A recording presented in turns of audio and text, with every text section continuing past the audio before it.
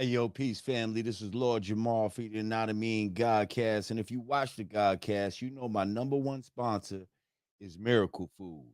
That's right, Miracle Food, the perfect cleanse and reboot for a healthy immune system. And these times, you know, a healthy immune system is very important. It's also anti inflammatory. Miracle Food has Moringa, black seed oil, Beet Root oil. It also contains CBD. Miracle Food is just what it says. Miracle Food. Brought to you by my brother, the Chakra Doctor. So this is a black-owned company, y'all. We promote black-owned companies here on the Godcast. Okay, so go to chakradoctor.org and get your Miracle Food today. Tell them Lord Jamal sent you. Peace. I'll let you go peacefully. 11. Yeah. Let's get it. Drugs to cope with the way we live. They done turn the neighborhood into the Bay of Pigs. Kidnapped the fathers and enslaved the kids. Now they poisoning the water that they gave the kids. He ran from the cops, so they sprayed his wig. We gon' turn the precinct to the Bay of Pigs. Saw the crib like that's the way you live. Loaf bread, baking soda sitting in the fridge. My melanin garners hatred, it's sacred. Hussein Bolt, I'm too swift for the races. Drugs change the house structure. See my uncle smoke rocks downstairs, now the attic is in the basement. Preview.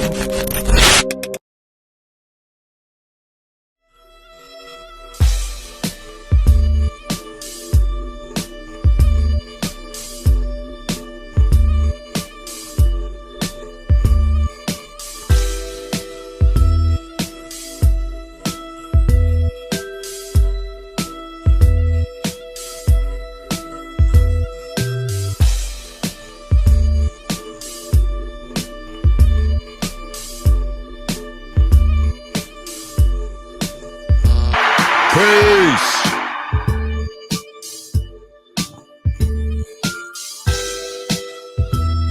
What's good, family? We up in this bitch. Yeah, we came in a little early. That's all right.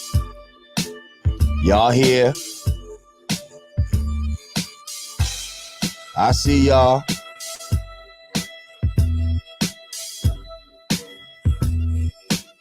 Make sure you click that like button upon entering.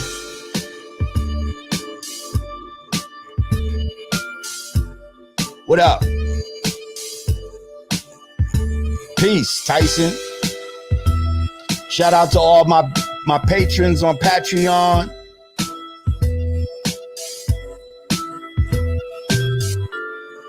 All the supporters. If you're new to the channel, make sure you subscribe. Click that notification bell. And then click all. So you know every time we go live or drop a video up in this bitch. Yeah, we got another great one tonight. Shout out to my B1 family. Uh-huh.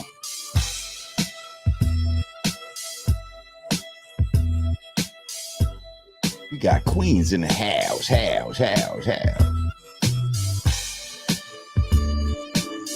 What up, Black Light? What's goody? I see you.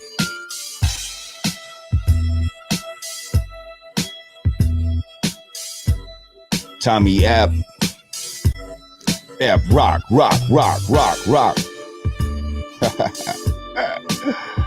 Yeah. All right, yo, check it. Let's break it down right. What's good, y'all? Peace. Welcome back to the Yanadameen Godcast. Lord Jamar live. You see the hoodie.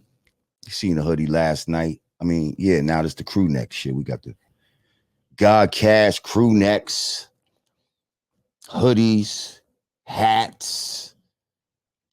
If you don't know where to go to get them, well, goddamn it, let me put the goddamn shit on the screen.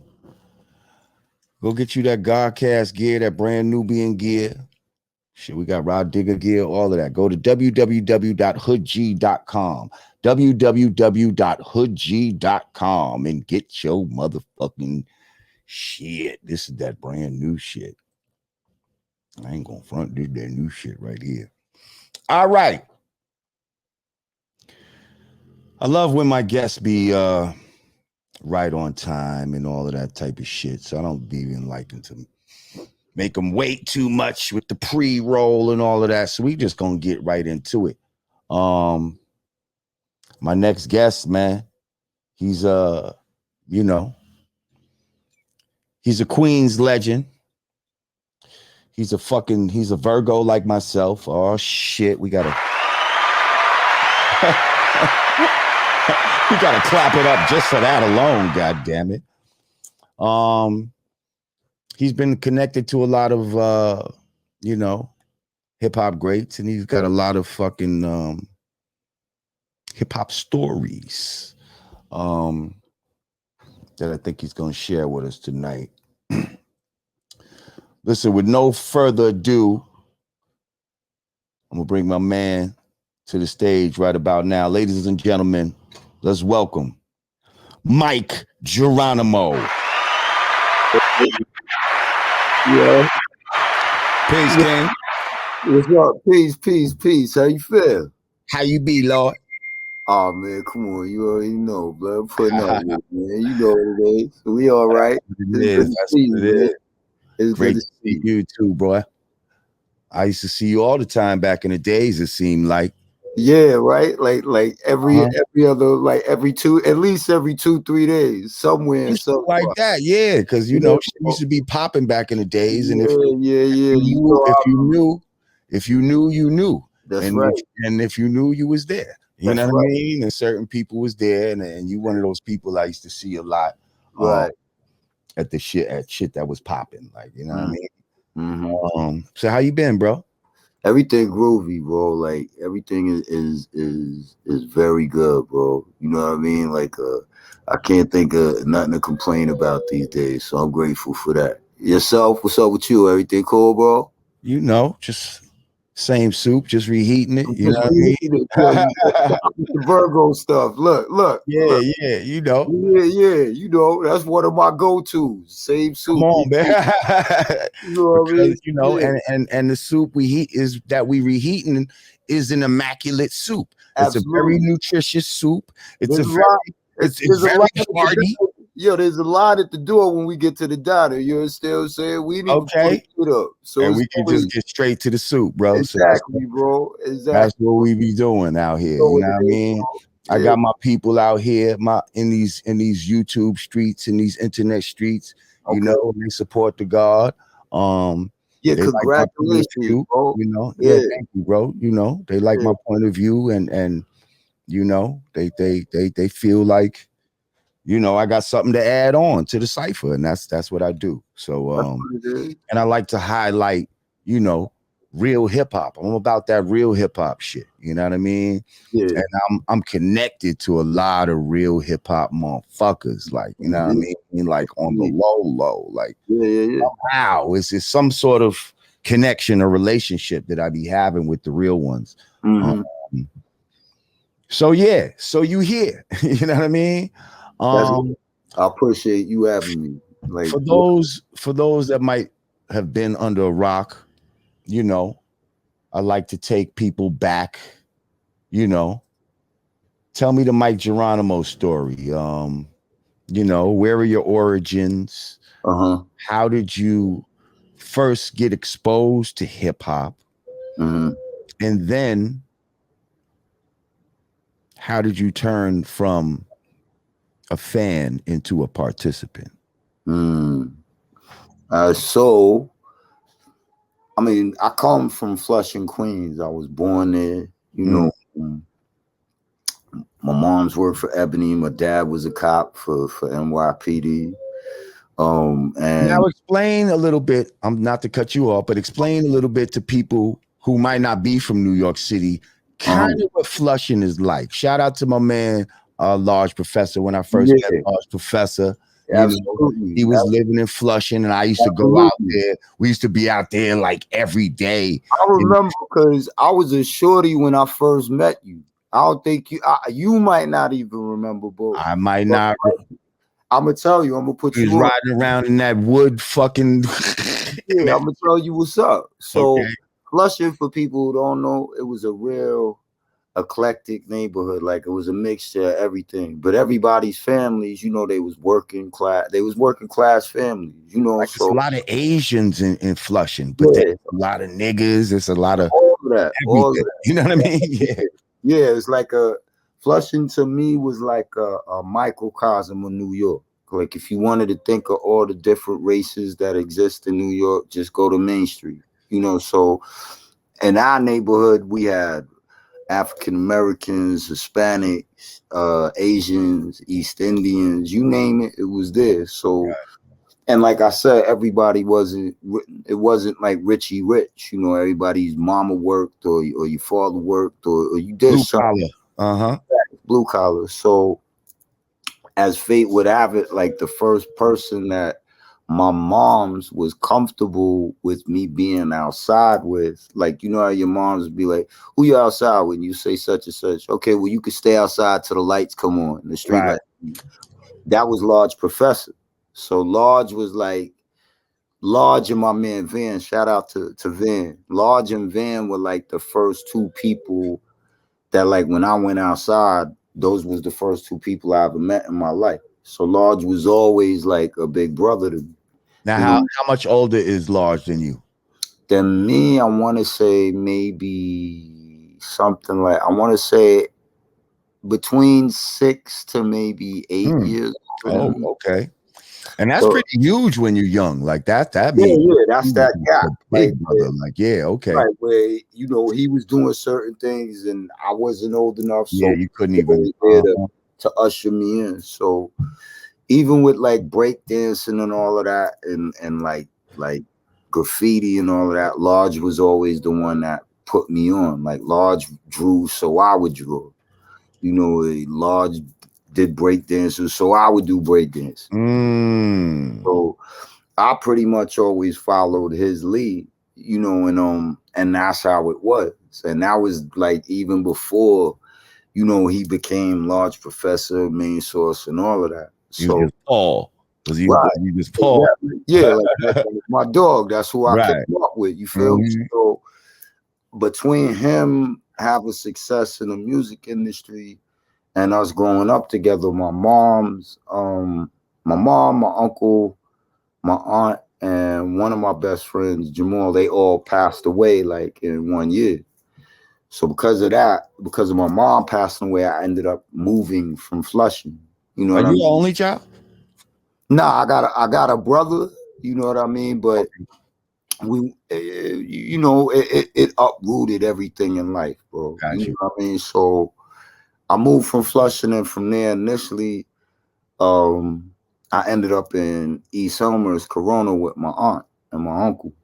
And so from there, you know, that's how I got in with people in Corona and East Elmhurst. And I stayed there pretty much, I want to say about 4 or 5 years. And then I went and lived with my dad and I ended up in Bayside. So I went through all of these different experiences because of all that stuff that had happened, you know, that you ain't counting on in life. It just does. And to make a long story short, once I moved out to Bayside, by that time I was old enough to go back to, you know, Flushing and go chill on my own. So I would go to Large Crib like every day, you know, when I hit 16, which to make it all, you know, complete, make it a full circle, was when I actually first met you in Pool Bar. And like Q-Tip and Pete Rock and Premier and Nas and Akinelli That's and what I'm saying. I first met Nas when he was like 16, fucking yeah, with with fucking Nas, yeah, Paul. Yeah. yeah, yeah. So and then at that time it was different because now Large is Large Professor Main Source. You understand what I'm saying? So now he got the turntables in the crib, he got the microphone set up in the living room. yeah, like people like y'all and Tip and like I said, Gangstar and Busta and them Just coming through.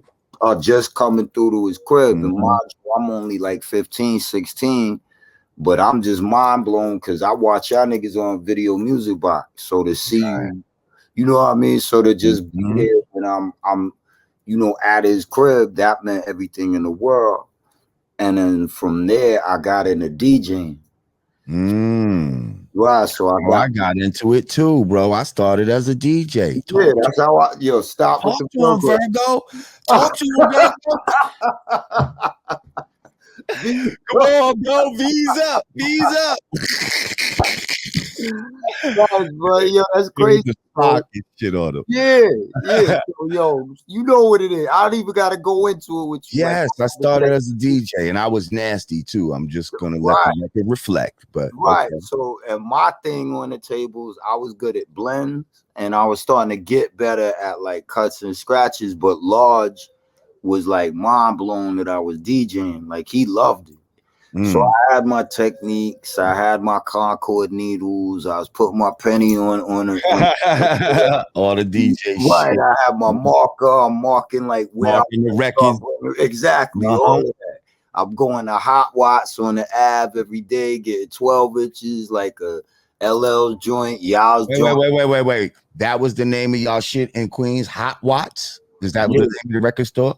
Yeah, like Rockweiler and my man Vlad from school used to actually work in there, and the old white guy that owned the place was named Sock. Rockweiler, the producer. Fact. Okay. Because Dana was a DJ. A record store, really? Okay. Yeah, so like DJ Sage and like Clue and all of them, they would always go there. Like if you was a DJ in Queens, you knew where you went. You definitely went there, right? Right.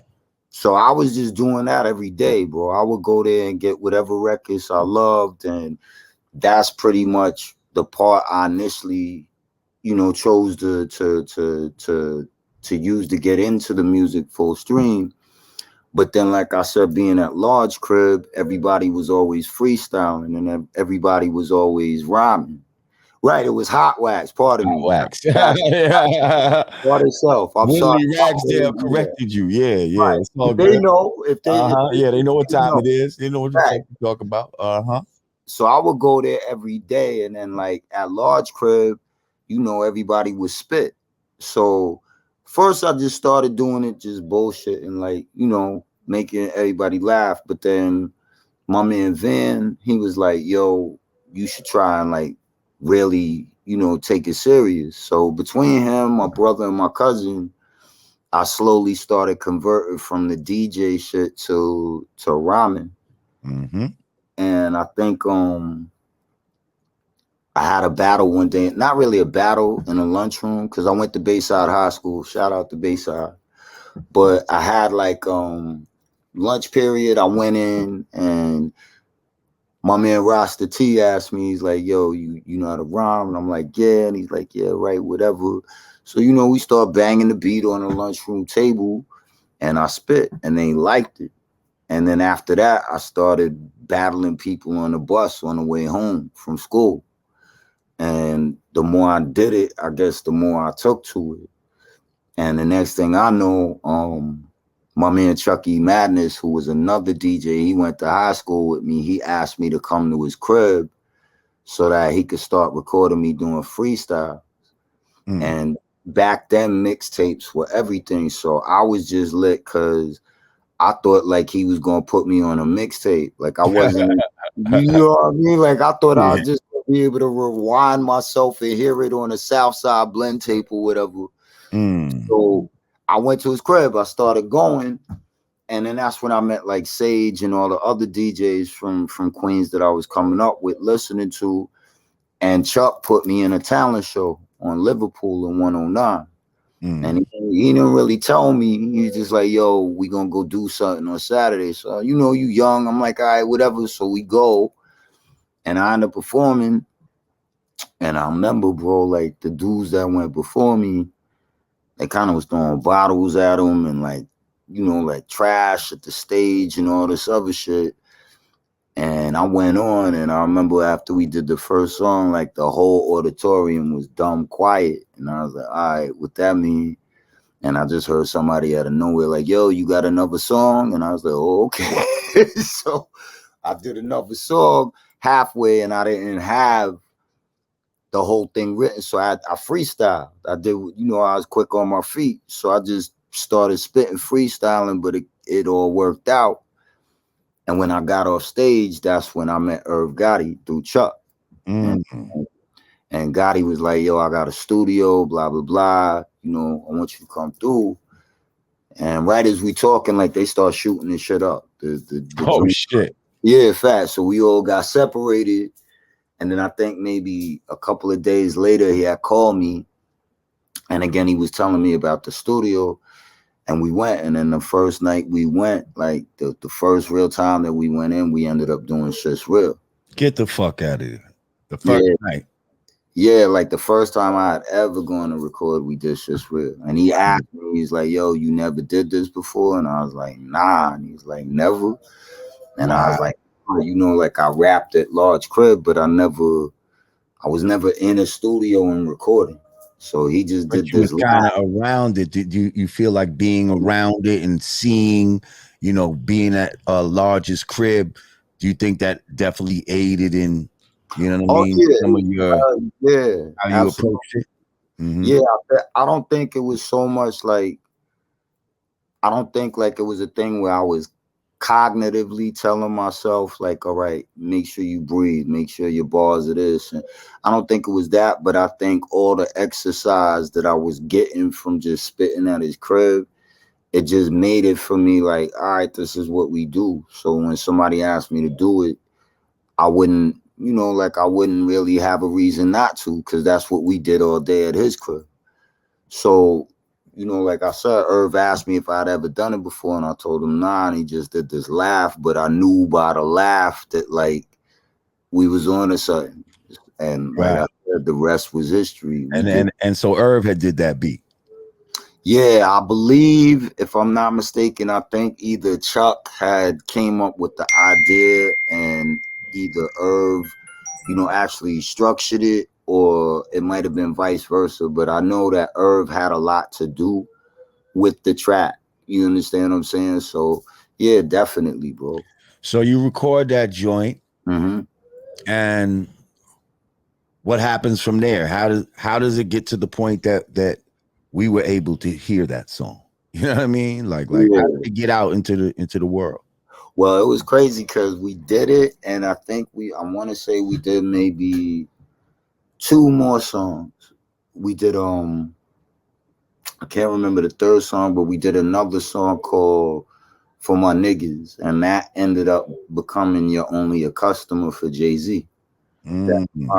But Irv gave me the track, and I did it, and we did a song called Hemp and Head. So we did 3 songs, and I think Irv was like, going the traditional route of trying to get the music out there, but then he just got to a point, bro, where one day he was just like, yo, I'm gonna press this shit up on my own. And I was like, well, how we doing that? And he's like, I don't know, but I'm gonna figure it out.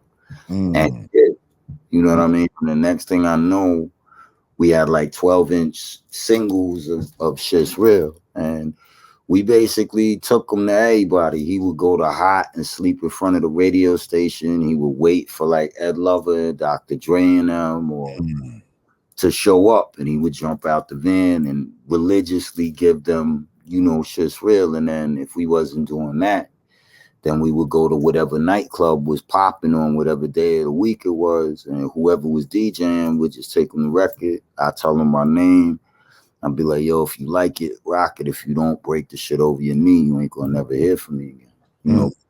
Thank God it all worked out. And so this is Irv Gotti's first time ever attempting to like basically try to be like a label or something. Absolutely. Like I think before me, bro, I want to say that he had artists that he was dealing with, but I don't think that it was either he was more in a sense of a liaison between them and whatever label it was. trying to shop them and shit like right. Or, you know, whatever, for whatever reason, everything wasn't sticking to the wall, figuratively speaking. So I guess when I came along, him already having that background and running around doing certain things, it's like that, all that energy just was the right place, right time, right people. Copy. Yeah. Dope. So shit is real, comes out, motherfuckers start playing it. You know what I mean? Motherfuckers start playing it, and that shit turns into a, like a, you know what I mean? Yeah, Like, that's crazy. I wasn't even counting on none of that. You wasn't even ready for that, huh? How did that fucking feel? Tell me that fucking, you know what I mean? Because that shit is like, it was weird, bro. Because I remember like the first people that I really played it for outside of my brother and my cousin was Nas and Lodge. And I went to Lodge crib and I played Hem and Heads for them, and I played Shit's Real.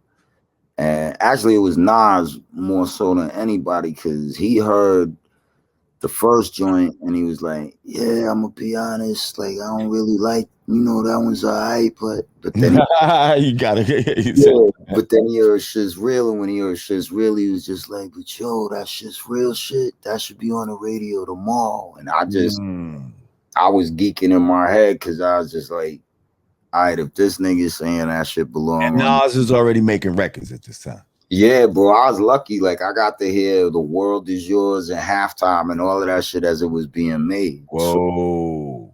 So I already knew, you know, what the world was going to get. And that's what made it all the more ill to me, because for somebody like him to say, you know, what he said, that changed a lot with him.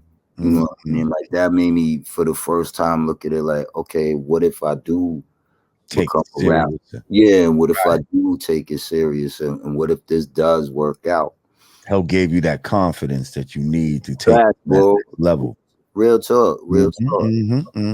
So after that, bro, it was just everything pretty much changed in 24 hours. And I was just happy that we did something and it was getting played. You know, like for me, that was enough for me. Like I didn't even expect all of that to even take place. So once it did, I was just like, oh shit. And then after that, it was kind of like my whole life was like different in 24 hours, bro. Right, because now 24 hours later, you might get a call. They want you to do a show. Like they got something for you, bro. Like they want you to come down to the motherfucking world. Like for real.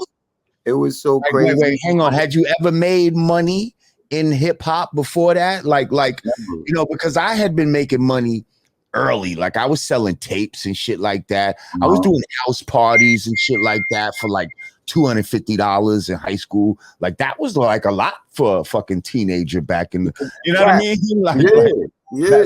But you had the, like you said, like the question you asked me, like I never did I make a dime off of it until that point. So to me, all that other shit was kind of strange, because I was like, I didn't really know.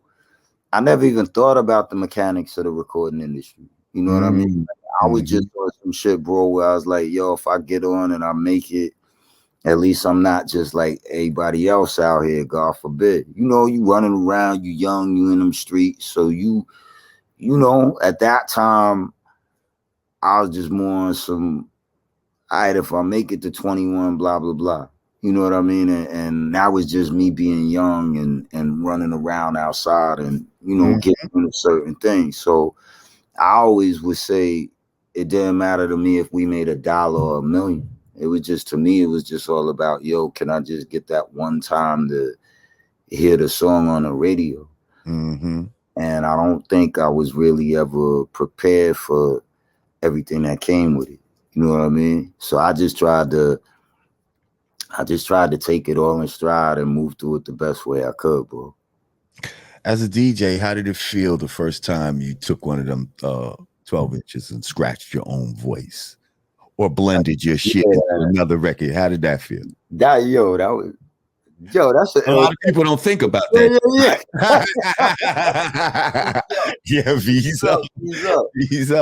That's that was bugged out, bro, to be able to like, because I remember me geeking off for like in my head, I was like, to hear myself like the first time Irv ever played back, me spitting, and it was like to hear myself kind of bugged me out because I was like, oh, okay, that's what I sound like to other people, and you don't even get to do that. So to be able to do that, but then to just, the 2-finger lick and roll the record back a little bit, and you got the headphone.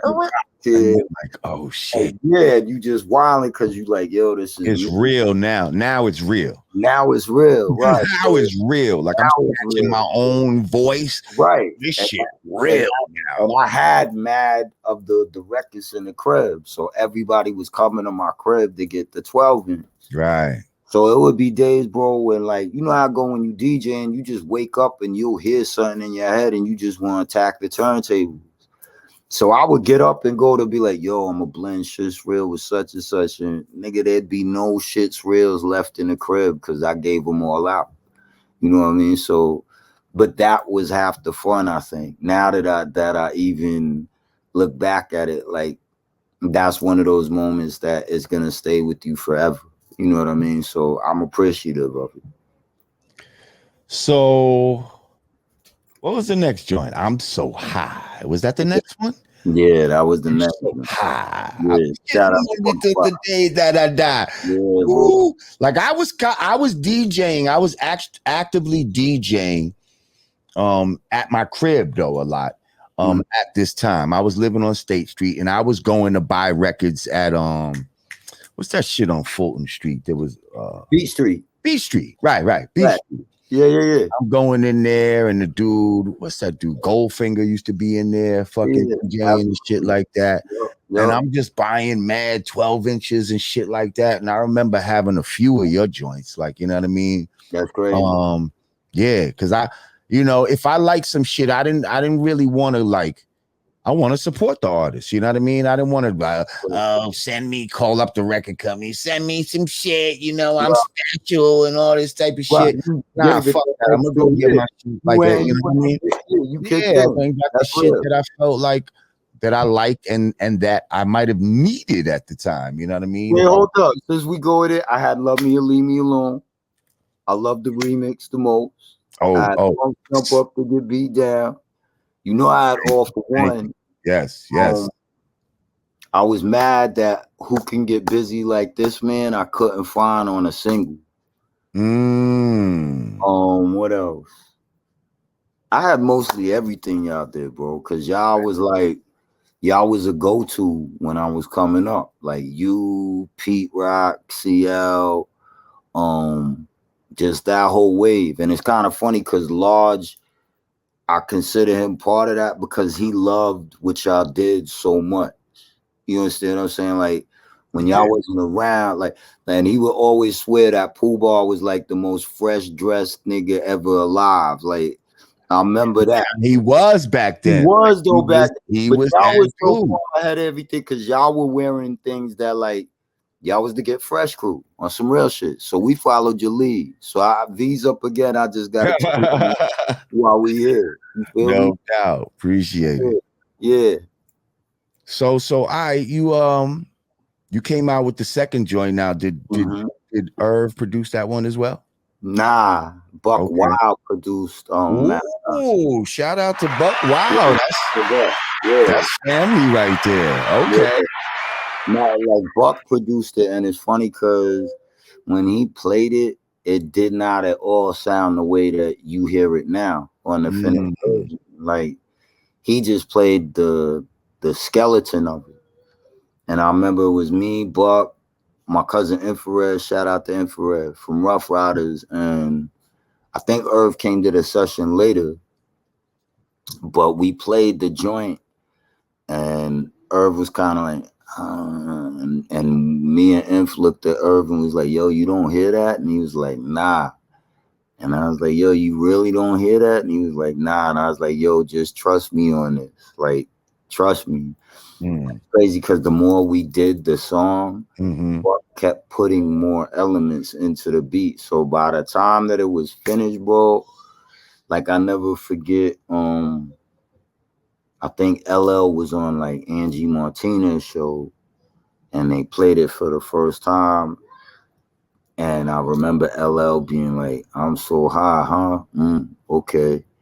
And that was like, when I heard him say that, I was just like, "Oh man, the nigga LL just said." Just commented on my shit. Oh, fuck. I'm like, holy shit.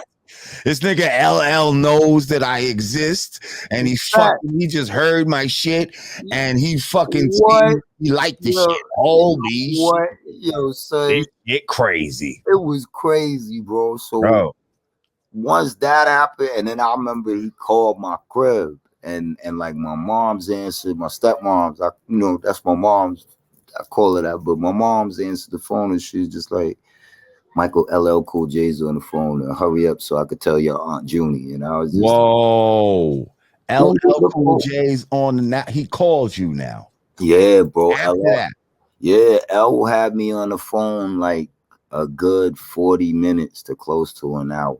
And he was just really trying to get me to see the importance of where my life was going. Mm. He was trying to tell me, he was really putting me up on game. He's like, "Yo, you can't be up till 3:00 and then waking up at 3 in the afternoon. You can't be," like, he was just telling me all the things that I guess, he saw young folk do. Right. He didn't all want the shit that he used to do at one point. Facts. You know what I mean? Some of it I took like, because you young and you naive, so you may take it like somebody trying to get on you, but that's not what he was doing. He genuinely wanted me to fly. So once a lot of that had to do it because you were from Queens, and I he's really type of he loves those Queens MCs. I mean, I don't know. It might have been a little bit of that. He might have even seen some of his in you. Yeah, it could have been. It could have been, bro. All I know, like I said, I was just tweaking off the fact that he called me, bro, and I was just like in la la land, like, okay, but he did. You know what I mean? And after I'm so high, like everything really, really, really changed. Right. So it was more pressure, and it was a bigger deadline, and it was. Now you put that out again on Irv Gotti's label? No, what happened was, before after we had pressed up Shit's Real, we went to, like, there were like 3 to 4 labels that were interested in me at the time. So we had met with a couple of them, and one of those labels that we met with was called TVT Blunt, and TVT was starting their hip hop division, and they were going to call it Blunt Recordings. And we met with the president, Steve Gottlieb. And of all the people that we met with, Irv seemed to feel that was the best place to be, for the simple fact that I would be the first hip hop artist that they signed to their label. And they had a lot of capital to play with. So I ended up signing to them, and Irv became an A&R at the label. So I was actually like his first project as an A&R as well. Dope. Yeah. Dope. Okay. And that was, like I said, after that, it was just. Now it's what? Now it's bananas. Like what? Yeah. Now you tours and shit like that. And right. So now you cross like bananas and the ultra bananas. So now I go on my first tour, and I leave New York. And like the first tour I went on, it was me, Craig Mack, and Big. Whoa. Yeah, we went to Los Angeles. So I'd never been outside of New York before in my lifetime. And I damn sure was never on a rap tour before. So it was what hotel did you stay at? What? Oh my God. The La Park Suite, I think it was called.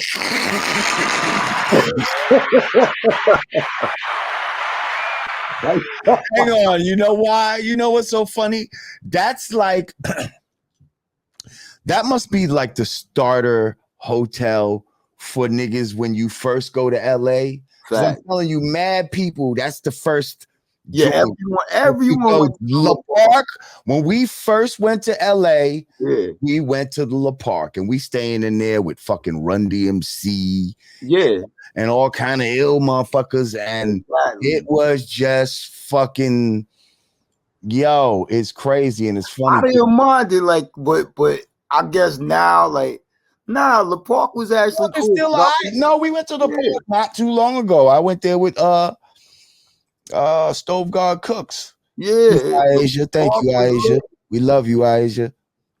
Yeah, we went there with Stove God Cooks. The first time he went to LA, that was almost like a tradition. He fucking stayed the goddamn La Park and shit. Yeah, but like you said, it was mandatory. So I think that was like but you know, that blew my mind because I was like, wait, so you gonna let me stay here and like I could order anything from like the room service? They're like, yeah, go ahead. And I was like, oh, okay, that's okay, cool. You know, Right. You know, so that was my first tour, bro. And it was like the first time that I got to see LA. And I remember in particular, we did a show at this place called Crossroads. And the club is like in the heart of like blood territory. So I think they said the night that we performed was the first night that the club had been open in about 9 years. So we did the show, and I remember Craig Mack did Flavor in Your Ear like 9 times back to back.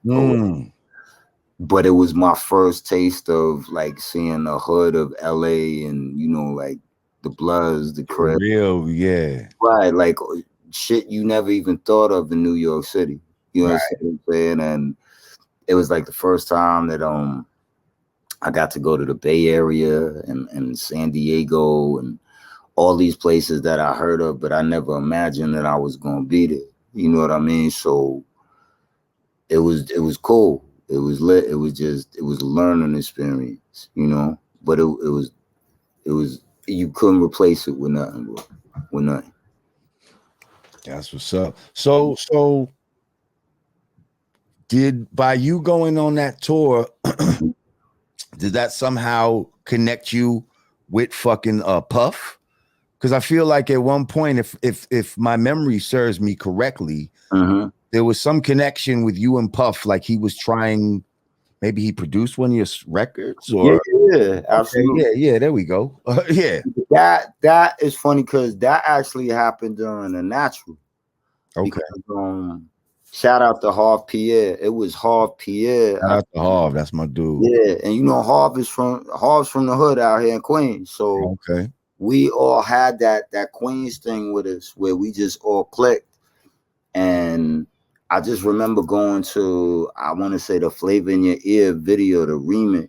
And that was like the first time I really met everyone at Bad Boy, like, you know, Puff and the Hitman and all of that. But everybody vibed and everybody clicked. And from there, we ended up doing the I'm So High remix where Bad Boy produced it. And the Lost Boys, shout out to Cheeks and them, they hopped on it.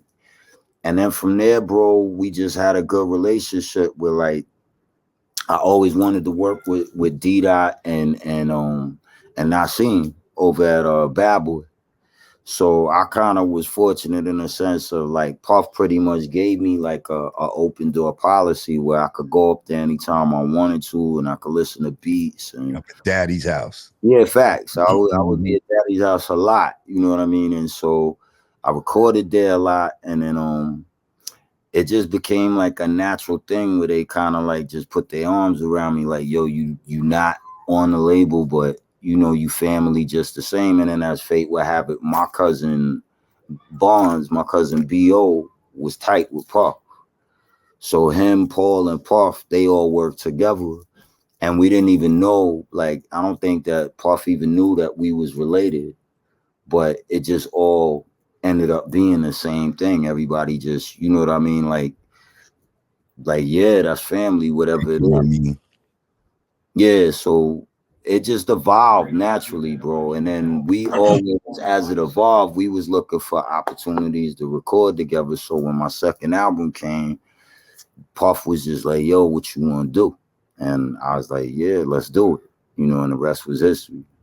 That's what's up. That's what's Yeah, up. bro. So what happened?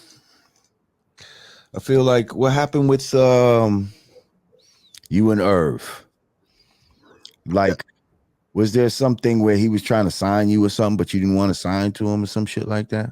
I mean, that's kind of that's kind of a, a surface view or a surface way of what it was. It basically was, like I said, I never knew the mechanics of the game, bro.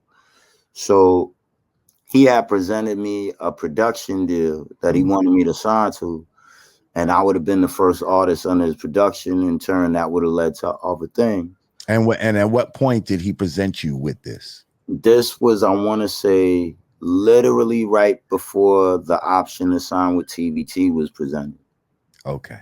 So it was kind of like, because I was wondering why you signed straight to that. I was gonna think in my mind, why didn't Gotti sign you straight to him and then he do the thing? Because that's what a lot of people was doing back in the days. Like that was the thing. Like that's what I did with Dead Prez. Like, you know what I mean? Like, no, I think he wanted to do it that way, but I think what messed it up, or I think what turned me off to it, was the way that he presented it.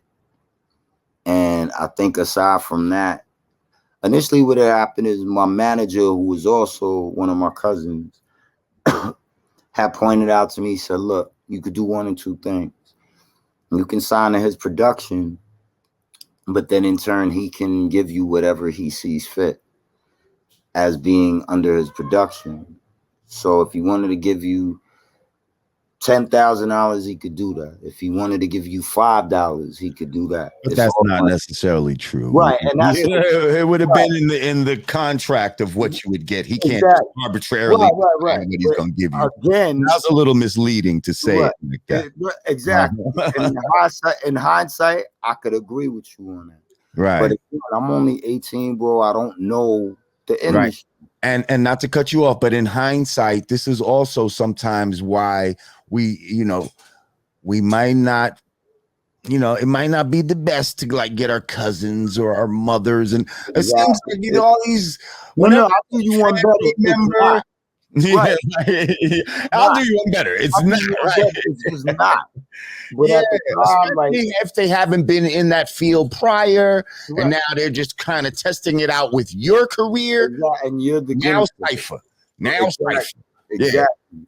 So my cousin, the way that happened was my dad actually suggested my cousin, because at the time my cousin had like maybe one or two acts. And one of the acts he was dealing with was Children of the Corn. And that was like Cam and McGruff and Big L. And so he was busy trying to pull me into that camp. Now, when he presented it to me, it was a stretch. Like, no one's giving you just $5. But long story short, he broke it down where he could do that, whereas if you sign at a label, that's not an issue you have to worry about. Everything is laid out in the paperwork. What the paperwork says is what you get, X, Y, and Z. Yeah. So I'm debating what the best thing is to do, and there's mad pressure on me because, like I said, I'm a child. I'm like, and I didn't even count on any of this shit to work out, bro. And how old are you when you say 18, something like that? I just turned 18. Okay. Like I literally was right on the cusp of, I just turned 18 from being 17. Right. So, now I'm weighing everything out. My dad and my mom, they don't know no better. So they just like, yo, the best thing for you to do is sign with the label. You should listen to your cousin, and I'm trying to tell them, but Irv did X, Y, and Z, like he got the studio and he did all this and such and such. And they're giving me their opinion, and everybody in the world is telling me what they think I should and shouldn't do. And so finally it came down to me and Irv having a conversation in the car. But the way he went about it was crazy because he was just like, yo, why you letting everybody get in between us? And I'm like, yo, what are you talking about? Like, no one's in between us. And I'm actually still thinking, you know, what to do. And unbeknownst to him, I was actually leaning more towards signing a production deal with him.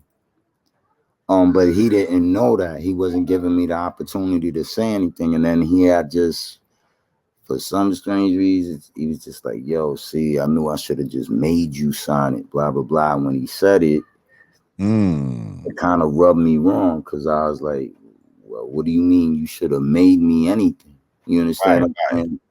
And it didn't sit well with me, but I do remember when he had said that, I was like, all right, if this is a red flag to you, then what happens when there's a bigger red flag down the road? Because like me personally, I was like, I would never do that. I would never say like, yo, I should have made you do anything if we came. Yeah, that made shit wouldn't have made that good with me.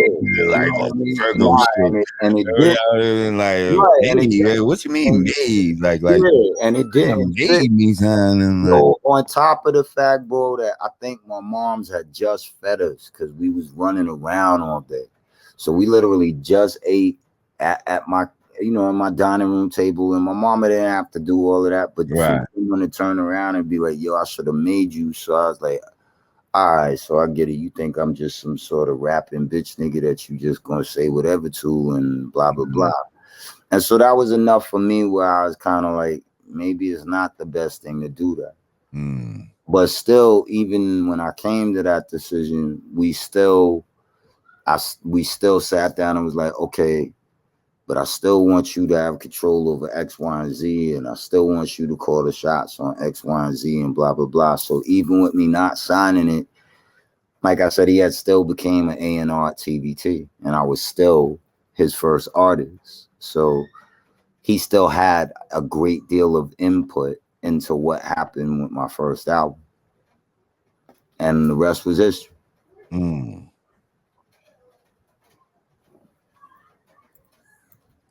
So wait, hang on. I'm reading comments. Damn, really? What they saying? What they saying? There's some people go hard on it, you know. Oh yeah. Brother Earth and stuff, but yeah, you know. Quality of law, see energy, God. Yeah. I see it. So wait, so you had the Vendetta album, yes? Yeah, and that was after the Natural. That was the second album. And so the Vendetta, what you got joints on there with Jay-Z, Ja Rule, DMX, The Locks, Huff. That's like your star-studded joint right there. And you got a video like with a star motherfucking Heather Hunter. Oh boy, here we go. What? She's still mad about that one. We just got that. Just put the man, cut it out, man. Come on, man. Man. I'm saying you was living your star life. It seemed like at that time, huh? You was living it up, huh? Because the boy was, you know. The ladies was loving Mike Geronimo back then, huh? Tell the truth. It's that Virgo shit, huh? It's okay. You can admit it. It's all right. They used to love me too. They say, hey, I know what it's like, bro. Oh, you know, bro. I'm not like I'm just getting used to, you know, like. Hey, but I never had Heather Hunter in the video. I never had Heather Hunter in the video. Yeah. I never did that. Stop, man. You know what I mean? Yo, it was cool. Things was groovy, bro. How was that? Was that a nice video? Good video? Shout out to Heather. Yeah, it was. Was it one of those videos that could be put on BET late night?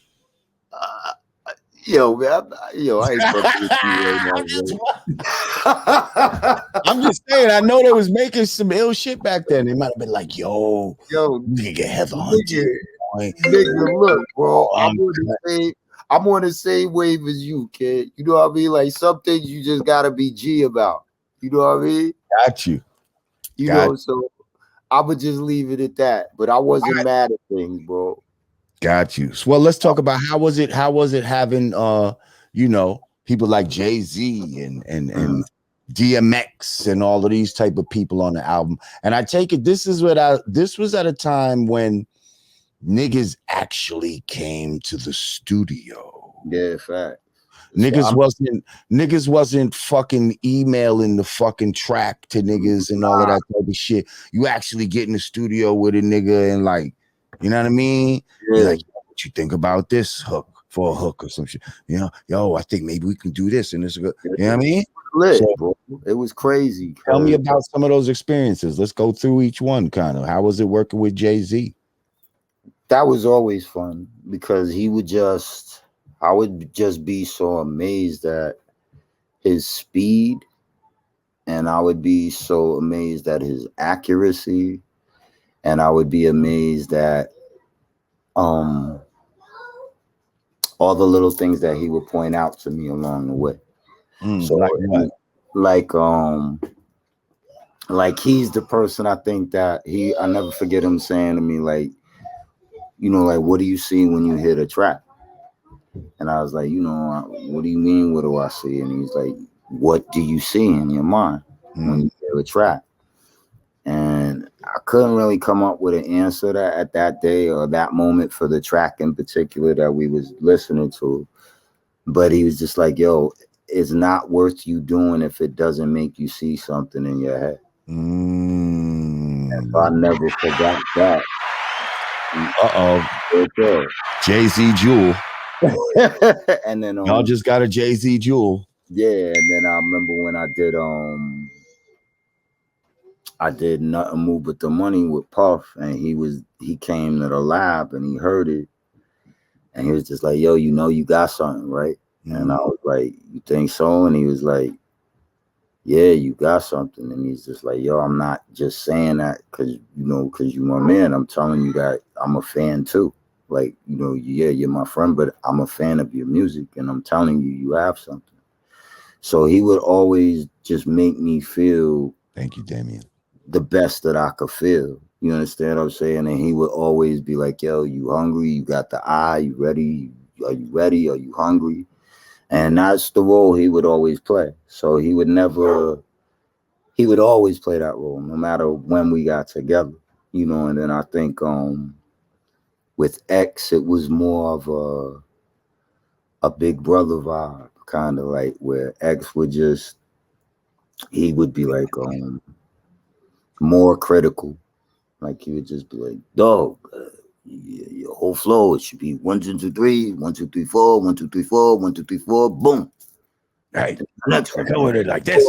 Yeah, you got to do it like this. Touch. And he'd be like, on the 4, you're supposed to always hit on the 4. My G, come on the 4 every time. Or he might tell me, you know, like, when you say it to niggas like, you mean it here, you mean it there, you mean it this way. Right, he would do that shit with me.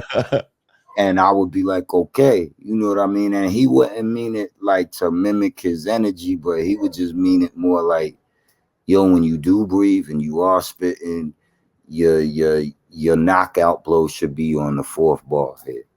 And this should go here, and you should think this way, and blah, blah, blah. So X was more of a surgeon when it came to, I guess, how I should do things. But now, did you realize that you were like lightweight being mentored by masters of the fucking... Hell no. Maybe not. He said, hell no. Hell no. I wasn't even... I had no appreciation whatsoever for what the fuck they was giving me. Get the fuck for real. Tweaking from the fact that these is my friends that I'm lucky enough to be rhyming with. Like, I just took it like, all right, this is what my man's is telling me to do. You understand what I'm saying? So I didn't look at it like, you know, you have Yoda teaching you how to swing a lightsaber. I never looked at it that way. I just looked at it like, let me listen to what they hear that I don't, because I'm me and I don't see it the way they do. And I can't hear it the way that they hear it.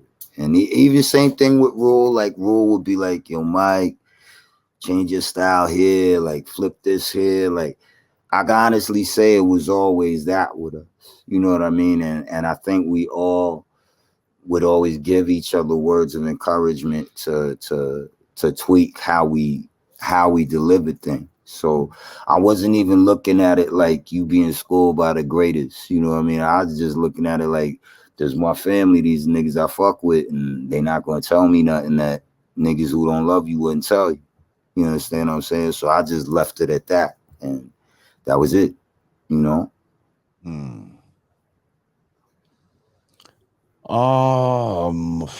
Man, so it seems like at some point in a lot of artists' careers, you know, they be popping, and then you just don't really hear. You don't know really what's going on. Like you just don't hear much anymore. Like I feel like that kind of happened with you. Like what happened? Like, and usually it's some shit with the label or some shit like that. You know what I mean? Like the age-old story. Yeah, it's the cliche. Right. What is your story? Like why did we stop hearing from Mike Geronimo the way we were between those, years of when you first started till the time? I wouldn't say it was all the label. Like you pretty much you hit on a lot of what it was. Like what people couldn't have seen because they're not privy to seeing it all is TVT was a wonderful label and they had a lot of great people there, but they were very, very young when it came to hip hop, and they were very, very naive to a lot of what it took to make things happen with hip hop. So those things that did happen that were good, they happened either because of the relationships that were cultivated or on the merit of the music itself or a combination of the two, but TVT was constantly rotating its staff, and they kept trying to find the right people to undertake the mission. And there's a lot of collateral damage that occurs when you don't have your infrastructure together.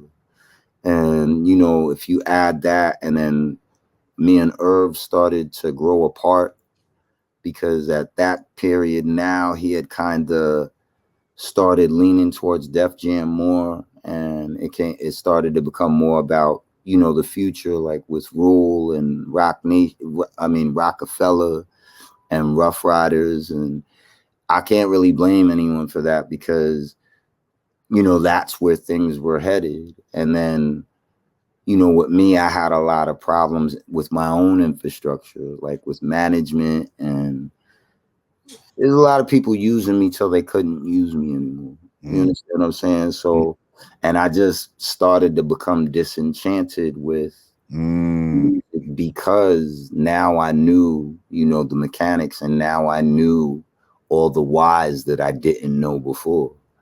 And now I knew, all these things, and it all made it where it wasn't fun the way that it was when I was just at Large Crib rhyming, or when I would just go in and do a song, and the fun started to fade, and it started to become more about SoundScan and BDS and rotation and key regions and in crowd and out crowd and what are you doing besides music, and all this other shit that to me it wasn't the heart and soul of what I was doing. It wasn't music.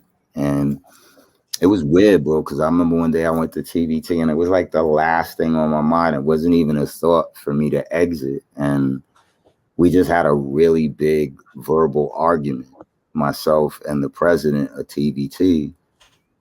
And the next thing I know, I'm on the phone with my lawyer, and he was just like, your A&R is going to give you all your masters. Just put them in the trunk of your car and go, and don't look back. And I went downstairs and they were trying to stop me from leaving again. And I like asked the vice president, I was like, if you can give me the years of my life that I gave to you that kind of got ruined, then I'll continue working with you and I'll finish these projects. And I was like, can you give me back the time that I gave you? And she was like, no. And I was like, well, then I'm leaving. And it's weird because I kind of like heard my mom's voice in my head, and I just heard her say, you know what, give all of this back, give every bit of it back. This isn't for you.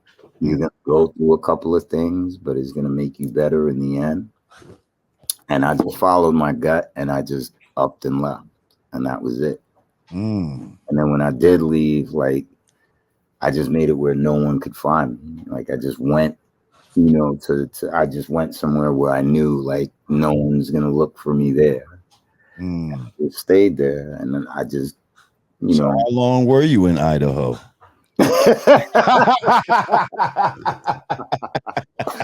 You know what? That might have been the place to go. Now that we know what we know, Idaho might have been a better option. Oh, shit. Actually, bro, I ended up in like Moriches, in East Moriches. Moriches? What the, huh? East Moriches. There's a place in the Hamptons called East Moriches. Oh, you went to fly shit. There's no, but like East Moriches is like, if there's a ghetto in the Hamptons, then that's it. But their ghetto's not. It's not ghetto, but it's not right. If there was a ghetto, that would be that would be that. That would be you in the Hamptons doing it. So right. So I stayed there, bro, because I had a good friend who's like, mom was in the real estate and he was in the real estate, and he pretty much had a bunch of cribs, and he gave me one of the houses to just stay as long as I wanted to. So I was there for like maybe 3 to 4 years. And I just took that time, bro, to just be like, all right, I'm Mike, I'm your best friend, and you never allowed me to be that to you. So why don't we start with that? You know what I mean? And the other thing that I hadn't realized was, like, I had gone through a bunch of shit as a young dude, bro. You know what I mean? Like, I lost a lot of people, my mom in particular, and that devastated my life, but I never looked at what the long-term ramifications were of going through something that traumatic. And then on top of it, I would like kind of downplay it. I get like, now I know because, you know, like I have a therapist who helped me get to the bottom of it all. And it was pretty much like, I was just suppressing shit that I went through in order to survive. That was my survival mechanism. So once I started to take the time, bro, to like just be on my own, and I was away from the circus, and you know, I could breathe, bro. You know what I mean? Like, I could get that clarity back that I didn't have. You know what I mean? And like I said, I just dug being away from the circus, you know, and in the course of that, I met my wife, and I got married. I came back to New York. And then not too much longer after that, I would say my first son, Mike, was born. And right as he was born, we had decided to start a small business, a locksmith's business. Oh, wow. Okay. And I actually became an apprentice for 1.5 years while I was, you know, like away from the circus. So we had our first son and we started our business, and the rest is history. Like, we've been in business now for close to 10 years.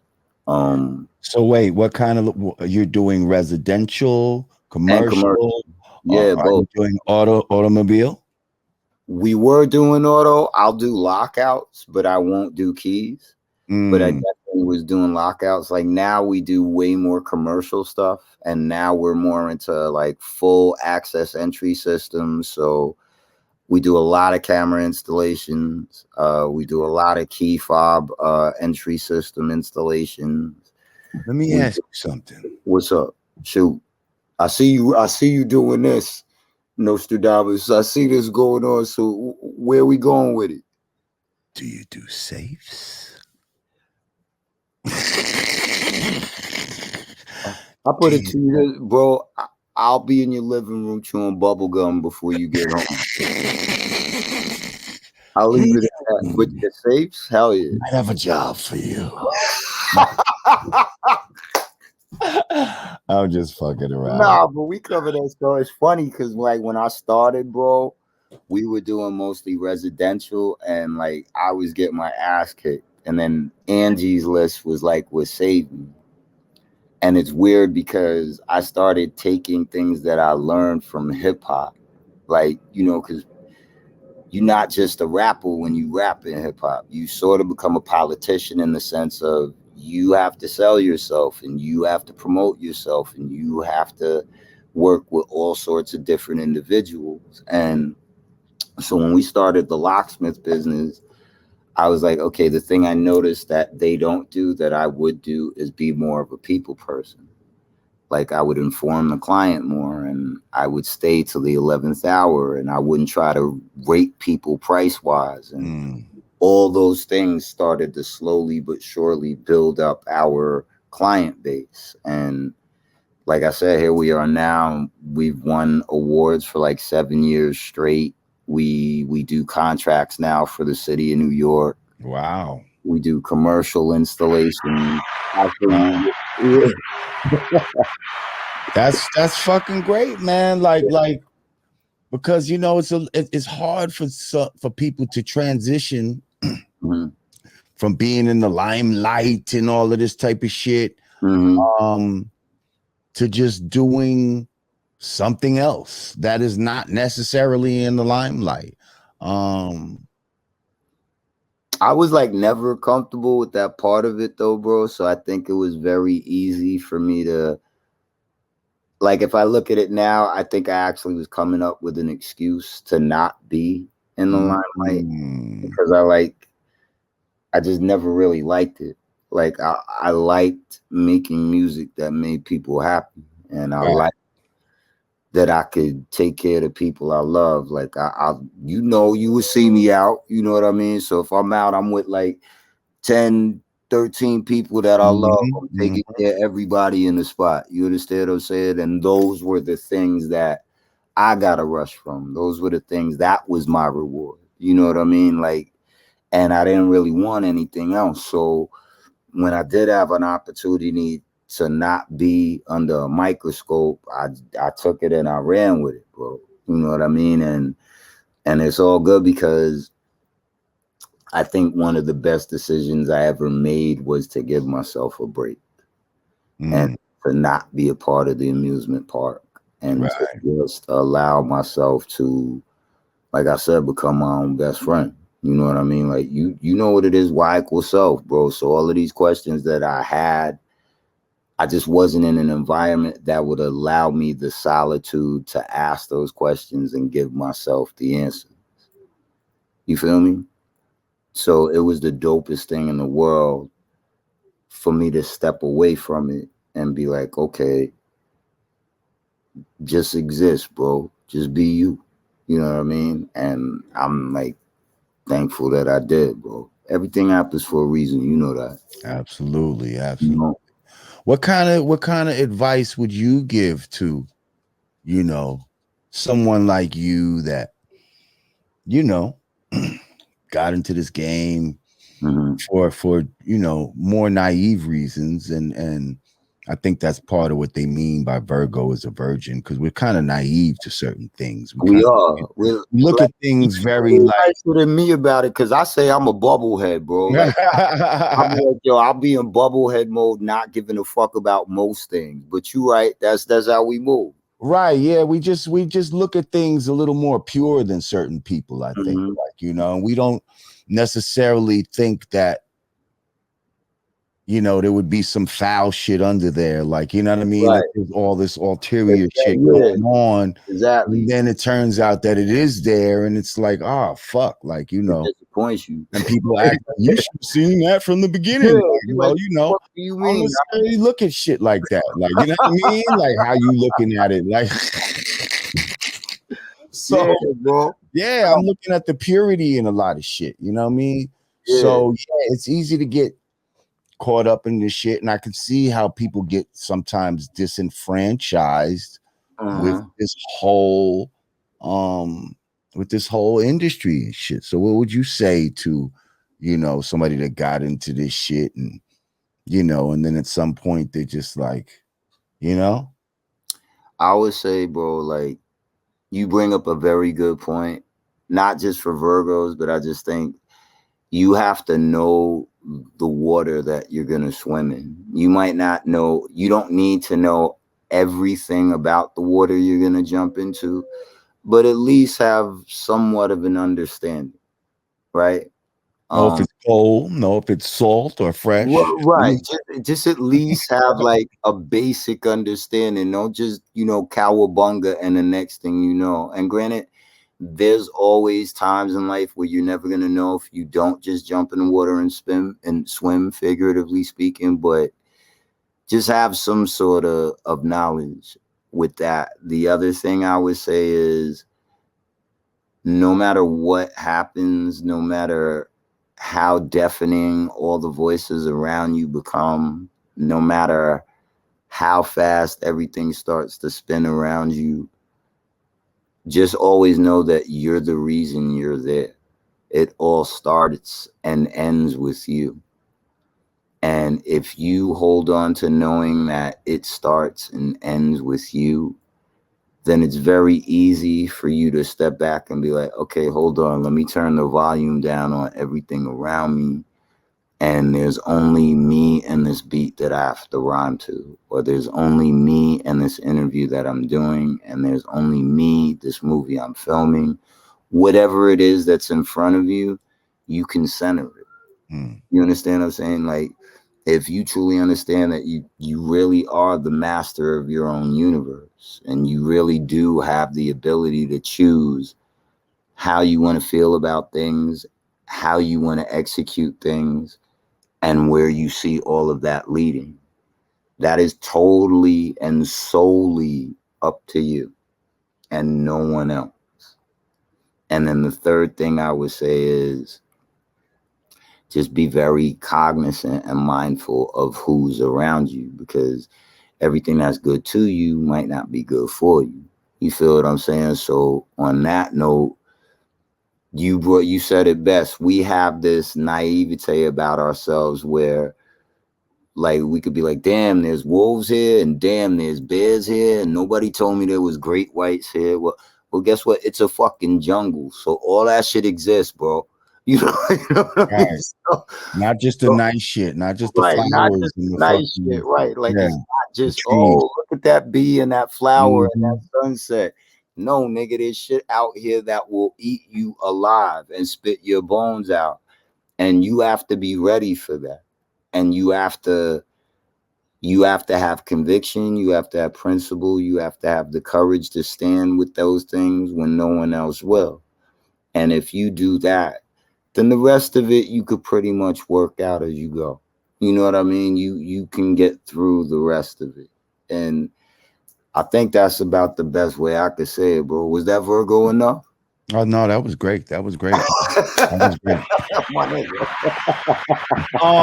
Before we go, What's up? as I look at you, Mhm. I'm thinking to myself, where and why did you come up with the name Geronimo? Because I It's just don't know if you, Go ahead. it's weird. Like it actually came. The Geronimo part came from my man Fudd that I went to school with, and whenever I would get caught up with like the dean or the security in the school, he would just be like, "Oh, Geronimo," and the whole lunchroom would just be laughing, and they'd be like, "Yo, you going down again?" So, and my real name is Mike, so I just played with the Mike and switched it to Mike, and then I was like, "Oh yeah, that's right, microphone." And then I ended up writing a song called Mike Geronimo. And that was like the first song I ever wrote when I was going to Chuck's house to freestyle and he was recording. So I think one time I thought about changing it and Irv was just like, nah, that name is ill. It's going to stick with you. And that was it, bro. It definitely But does. yeah, But you look like you can be Indian. You know what I Oh, mean? Like, my great grandfather Augusta, as fate would have it, he was a Blackfoot there chief you in go. North Carolina. There you Yeah, go. and I didn't even know that. But like I knew on my mom's side, but it didn't come into play when I was coming up with the name or nothing. And I didn't actually find out exactly who he was in his tribe until years after the fact. Like one of my cousins did like ancestry.com or some shit like that, and it all came out. It's just Yeah, I weird just like that people to know that we're not, we're not all from Africa. Some of us are from Africa that are here, but yeah, a lot of us were already here. We are the real fucking Native Americans of this fucking land. yeah, And absolutely. so, I just I could see it in your fucking, you know what I mean? I could see it in Yeah, your fucking face and all that type of shit. yeah, bro. Yeah. So Yeah, we got that yeah. nose and those cheekbones, and yeah, we got that. We got that.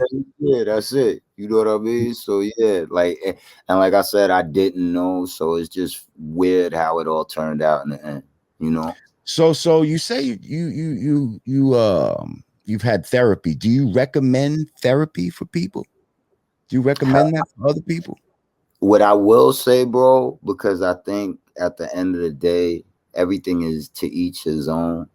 You know what I mean? But what I will say is it was one of the best decisions I ever made in my life. And I give it a lot of credit for a lot of the improvements on myself that I know I've made, and a lot of the missing pieces that I couldn't put my fingers on without someone, like making me walk through all of it to see what those pieces were. So I'm a big advocate on telling people, like, if you need to talk to anyone, like, absolutely go to therapy. And even if you don't, I think that people sometimes fail to realize, like, what you get of yourself is just that. It's what you get of yourself. And sometimes somebody else observing, listening, and trying to help you, start the process of, well, why is this or why is that? That person never comes up with the answers. You do. That person only gives you the steps for the roadmap to find your own answers. So I definitely recommend it. It's been like one of the best decisions. I think as a people, we also have this stigma within ourselves where, we're always brought up to hush up, before I give you something to cry about, all that shit that you grow up hearing. And a lot of us grow up not talking about what's going on with us and not speaking to someone and not revealing, those thoughts that only you have. And like I said, for me, it's done wonders, and I would recommend it, but it's all about what a person feels, because honestly put, it's not anything you could do unless you're ready to do it. Well, I'm not gonna front. I could understand a little bit why you may need therapy due to that hat that you're wearing. Because Yo, don't start, yo, please. Yo, hold on, kid. Wait, time out. Let me hold on, cause niggas act like, like we ain't ready for shots fired too. First of all, your team is oh, going through a lot we got, right now, big we daddy. got like 26 Right. fucking Your team is going championships through a over here, lot bro. right now. I don't A care what lot of, championship. lot of championships over here, bro. Yeah, that's I'm just cool. I saying, get bro. it. It's dope and it sounds good. But right now, bro, worry I about was your born in own the Bronx, problems. bro. So I'm gonna be diehard. I'm gonna be a diehard Yankee Oh fan. yeah. I Yo, was we can fucking with lose the every Yankees. game forever, and I'm still wearing this. Now, And see, you already Flushing, know. for those that don't know, Shea Stadium Yeah. or City Field, what it is now, is in Flushing. Like that's so I could understand. You And the probably food is better than huh? Yankee Stadium. The food at City Field is way better than Yankee Listen, Stadium. I don't know. I don't know about all of that because they got gourmet shit in both of them now. Like, I'm so telling you, the I don't food. even know. But Do I I would do I sacrifice need to the take you food. to both I would spots, bro? sacrifice the food for the wins, though. You see what I'm Right, saying? here we I go. would sacrifice the food. Oh my God! Yo, you Sacrifice the Yankee food for the niggas win. are all I'm just mad saying. arrogant, I'm just saying. bro. I understand. All Yankee fans Understand have this life. thing like Therapy. you act You like know. Boston doesn't give you a problem, bro. Like we Yeah, don't even I'm have just to be saying. But it's concerned with you, bro. Like right you got now, a we whole don't have. a Yo, whole by the way, shout league out to giving you a Jacob problem. DeGrom. Shout out to DeGrom, who has the lowest ERA in baseball right now. I'm Yo, just but saying, I'm just overall, as a lifetime fan of the Mets, you right. know, you've not been as happy as I've been overall That's not as true. a lifetime fan of the Yankees. That's not true. Yo, when I was a kid, Reggie Jackson was everything to me. right. And what team was Bucky he on? Dent was everything to me. Right. And what team was that?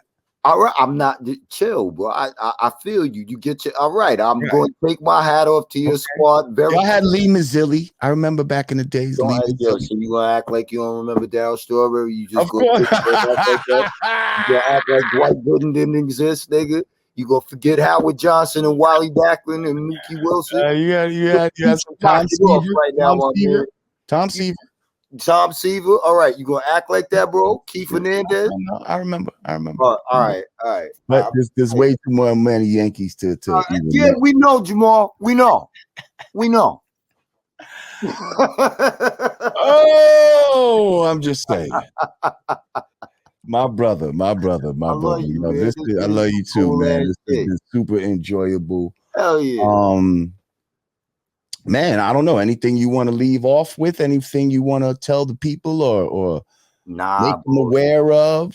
Yeah. Oh, hell yeah. Where's your company at? Is it in Long Island? We're based in Queens. Okay. I've been based in Queens with the company now going on 10th, 11th year.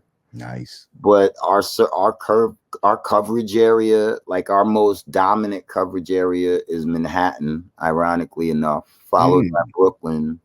And then Queens is like the biggest coverage area outside of those two. But, you know, we're on Google. We're top rated. What's the name of your Embassy Locksmith, and we just expanded to Embassy Security Installations, ESI. So the ESI division will be dedicated solely to commercial installations, and the regular locksmith company will deal primarily with our residential clients that we've had or that we're going to get incoming. But I also have an album that's underway now. The first single came out. Yeah, so the album is 3016. That's the title of it. The first single, Smoke, came out on May 28th. Shout out to Self Service and my man Who Else, and they produced it. And the whole project should drop in September.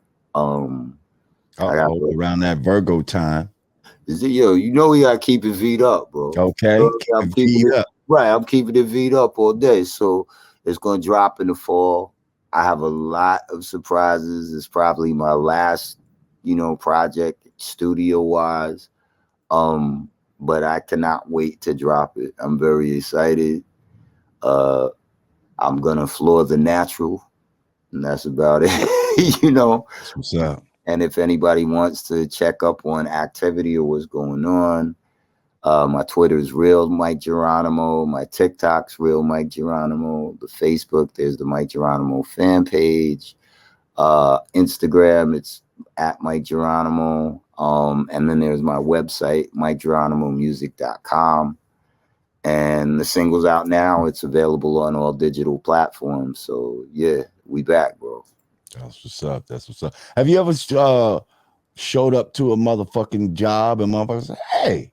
Oh, hell yeah. All the time. Geronimo. Nigga, please. I done did jobs in like East New York. And, oh, shit. Yo, boy. Yo, stop. Come here, son. Yo, you're not going to believe this. Real talk. Yo, and the nigga's cool. I've been through all of that. You know, so the guard hit me with a master lock. The guard told me. Give me the key fob. He told me real shit to get. Yo, son, he told me get the medical instead of the regular shit. Yo, and the guard do this shit on his own, bro. He do it on his own. I was just talking to my pops about a medical lock earlier. He had to get some replacement keys for a medical lock that he's had for like 20-something years. Those are the they're very good locks, bro. Very good locks. Yes, But they they're are. very hard keys to cut because they're Yes. not like cutting regular keys. Mm. Either, I mean, like if he wants a high security lock, Medico or multi-lock are the two best ways to go. But you call me when you need expertise, you need somebody to be like, yo, Mike, what do I do? You got the bat line, bro. You could get at me. See, that's great to know. Like, it's all about having resources, man. I Like, told you, I'll be in your house chewing bubble gum before you wake up. Bro. I'll be got the little tool set with remember in the 70s, they pull out the little fucking thing they put in the pick, lock, the little picks. Yeah, the little lock picks. It's a shimmy. I have like 5 sets of those pick kits, bro. Nigga got the motherfucking the stethoscope he put up to the motherfucking. Yeah, that's a little extreme. But that was all like to look good on camera. Yeah, and all that ain't how it really go down. Nah, you pick a lock, you have to get more of you feel it in your hands more than anything when you're doing it, and you do have to listen for when the pins drop, but you have to do it a while before you get really good at it. Oh man, we need to make like a superhero. Look at those niggas, man. Hip hop robbing crew, like so happy at the Federal Reserve. Yeah. I just hear the conversation. Be the locksmith. Well, no, this will just be a comic book or some shit. Right, just fantasy and shit. Yeah, and Mike is the locksmith picker, and you have a weapons expert and all your friends. That's the one you need to have. Explosive expert, all kind of, you know what I mean? Like motherfuckers that do shit. But if we really put together our butchers, our bakers, our candlestick makers, we find out that we got a lot of fucking people that has knowledge in different absolutely, you know what I mean? Different arenas. Like niggas don't know that I'm like a dog master. Like I could seriously be like train dogs for money if I wanted to. Like, you understand what I'm saying? But I'm gonna need your expertise as well. Oh, I can help you. You see what I'm saying? Like he's not in the bedroom now, but JoJo is you gotta give me some tips, bro. Yeah, I fuck with the big boy. But yo, it's been great having you, my brother. Likewise, I'm glad I was here, bro. Real talk. Come back anytime. Yeah, I got to. But again, bro, I'm so happy to see you doing this. You already know. You know what I mean? Like, it's dope to see you doing this, bro. Congratulations. Yeah, man. I try to be a voice for the, for the people like us, man, the real ones that really know. You know what I mean? Yeah. What we talking about, know how this hip hop shit should really be, and you know what I mean? Have a point of view that's just not necessarily mainstream. Oh, real quick before you go, what's up? Have you taken, or do you plan on taking the experimental biological snake bite? Oh God, here we go. So now you asking me if I got 1 and 2. I got my 1 and 2. Oh, really? You got that? Yeah. You got the bite. Yeah, I got the bite. Well, you can watch. If I turn green, then don't do it. You understand? Or if there was like a microchip or something. What made you feel like you needed to get it? I'm just curious. To me, it just added up to me, bro. And I was just like, all right.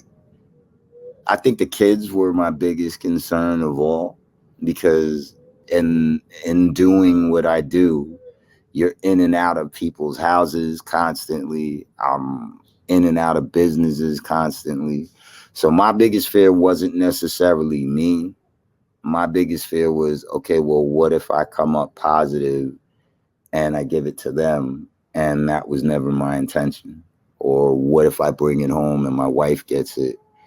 And that was like nightmare. Like in the first wave, bro, my uncle and like 3 of my friends had died in like a 3-day period. And it was kind of crazy, because it was like, not even kind of, it was just insane. Like, it was just, my uncle was here 1 minute, and then the next call I got, he was on a ventilator, and then the next call I got, we were not allowed to go get his body. We had to find a funeral home in Trenton that would actually go and pick his body up and cremate it. And even after that, we couldn't be there when they cremated him. A good friend of mine in Japan had died like maybe 2 days after that.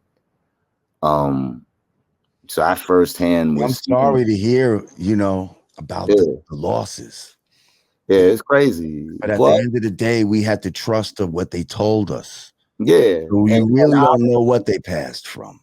we And don't, we now we're don't. doing things out of fear. Okay. And it's just a shame we should, when we do things out of fear, because sometimes we don't move in the we don't move with our best head on our shoulders, basically. You know what I mean? When we do things out of emotions, like it should be done rationally. And And then I think too, I also think too, like, again, I'm big now, bro, on to each his own. I really am, because I think I'm always about that. right. And the reason I say that is because I learned not too long ago. Somebody had dropped on me. They said, don't be judgmental about people or events. And I said, why do you say that? I said, people I could get, but why do you say events? And they said, well, when you're judgmental, you line yourself up to become